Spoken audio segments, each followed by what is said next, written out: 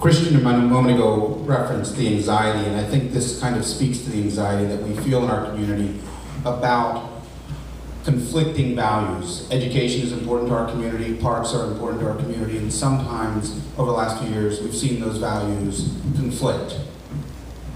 I'm going to stand up to say this.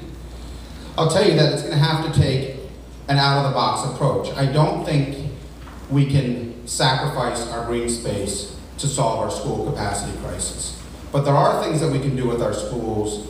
For instance, when we redid Kenmore, we actually gained green space even though the school got bigger. The county has actually zeroed out its parkland acquisition over the last few years. Maybe it made sense for a year or two during the Great Recession, but I've called for and I will support reinvesting our land acquisition for parklands. And we're also going to have to think creatively about where we put our schools. Putting them and co-locating them with other schools or in more commercial type settings is something that is just going to be a reality going forward. But I'm very protective of our parks. I grew up playing in the parks, and I look forward to my children and their children playing in the parks as well. It is one of our best assets, and I think that we can do it with creative thinking, innovation, and working together instead of against one another.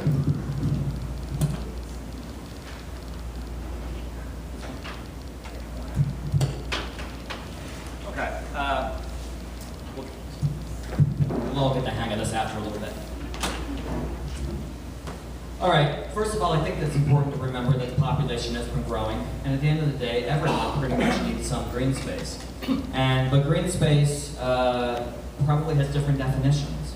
In the last few years, we've seen that as people have come to the county, there's been desires for new types of green space. Dog parks, bocce courts, okay? And of course, we never have enough soccer fields. That's one of the reasons why we're adding the artificial turfs in a number of fields so that we can extend their play and their use. So we have that, we have to challenge with as well. I support basically more open space acquisitions, strategic acquisitions through park bonds, for example. Also having developers pay into community amenity funds for green space versus just public plazas.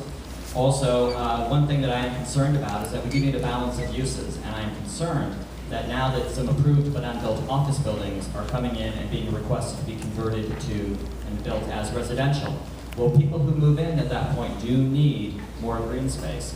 So I'm very strongly opposed to just sort of going heavily just because, well, that's how we're going to get more buildings and more tax dollars. We have to do the growth smartly. Now, the other side of the green space, of course, is that it's protecting the environment and the stream quality neighborhoods throughout the county, not that far from here, for example, and also the tree canopy. So it's not just parks in terms of recreation space, but we have to think of, again, just the natural environment. I'm proud that I've got deer and fox in my yard, and I live 2 blocks off Lee Highway. Certainly, as populations increase, as families get healthier, as people live longer, the need for parkland, open space, it only grows in our community. So it has to be a continual focus of our county board to see how we can innovatively add parkland and open space and recreation space to our portfolio. And this begins by not accepting the paradigm that it's parks or something else. It is parks and other things. Now, not everything provides the opportunity to make everyone happy, but here we have a lot more innovation to pursue in Arlington before we feel like we have competing priorities that need to be pitted against one another. When it comes to recreation space, just as we built a parking deck over I-66, we can do the same thing with soccer fields. Gardens don't have to be, community gardens that is, don't have to be linear, they can be vertical. We can certainly think about how to repurpose existing infrastructure as we redevelop it to reclaim parkland.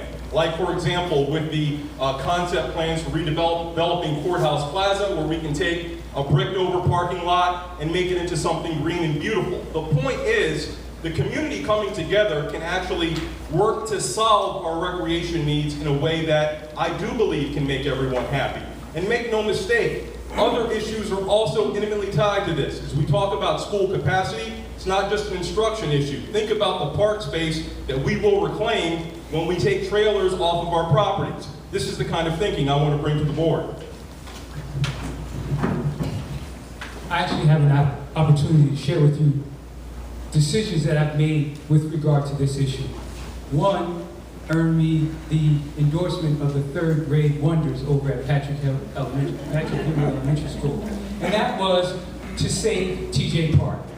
That was something that I was very proud of, but it isn't just enough to say no, you have to offer an alternative. So one of the things I did as school board chair is send a letter to the county board, work collaboratively to set up a process so we can find another place to house an elementary school in South Arlington to deliver it by September 2019.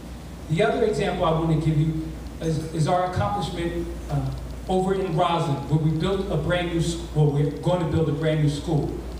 We work collaboratively with the county government to provide contiguous green space in the back. We capped the cost of the building at $80 million so that we save $16 million of debt capacity, returning it back to the taxpayers. This is an opportunity to show disciplined leadership. This isn't just about campaigning, this is about governing.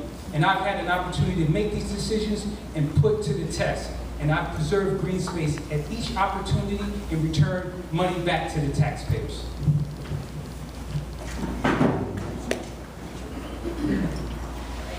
One of the things I hear a lot when I knock on doors in folks' neighborhoods and ask them how they see this issue of parks and green space is that people tend to point and say, that just down there, just down the block, that's the park that I'm worried about. And I think that's the right frame to be looking at this question, is really this question of neighborhood parks. The vast majority of Arlingtonians live within walking distance to a neighborhood park. And I think a lot of times this issue can get blown up into big questions, and really it is about that park that's in walking distance from my house. What are you going to do to protect that particular park?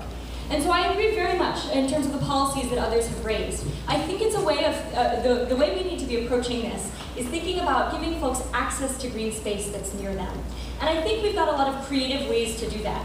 I live just across Walter Reed from Douglas Park, which is a park created through strategic acquisition, as others have mentioned. I think that's a great target for us to be looking at, but it is expensive and it does take time, so we need some other strategies. I think upgrading our current parks so they can be used more frequently, for instance with AstroTurf instead of dirt. I think looking at recreational uses of otherwise unusable parcels to create green space, to create that sort of neighborhood feel. It strikes me that it really is important to listen to what folks need, what they're worried about, and look at this as a neighborhood by neighborhood issue with a set of tools in our toolbox that we can apply to ensure that people feel their neighborhood park and their neighborhood access to green space, even in an urbanizing county, is protected.